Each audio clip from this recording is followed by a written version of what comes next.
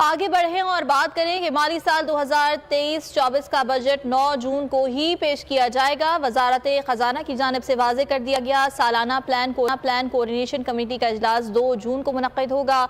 वजारत खजाना का ये कहना है कि कौमी इक़्तिसादी काउंसिल का इजलास 3 जून को तलब किया गया है। वज़ीर आज़म शहबाज शरीफ कौमी इक़्तिसादी काउंसिल के इजलास की सदारत करेंगे, जबकि वजारत खजाना का ये बताना है कि मौजूदा माली साल GDP ग्रोथ का तखमीना 8.29% है और नए माली साल 2023-24 के लिए बजट अहदाफ को हतमी शक्ल दी जाएगी। वफाकी तरक्याती प्रोग्राम की मद में 700 अरब रुपए तजवीज़ किए गए हैं।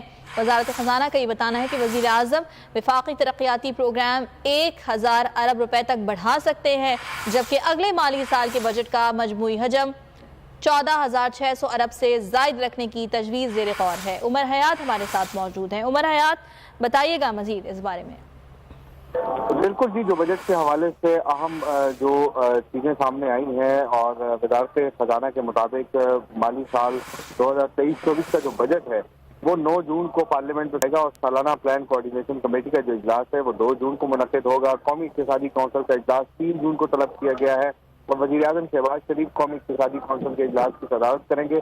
मौजूदा माली साल GDP ग्रोथ का जो तखमीना है वो 0.29% है।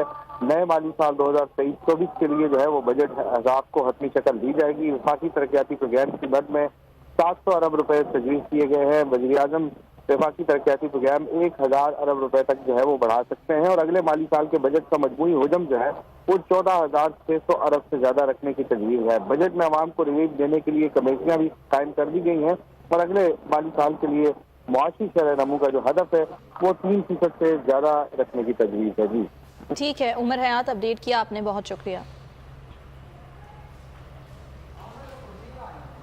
खबरों का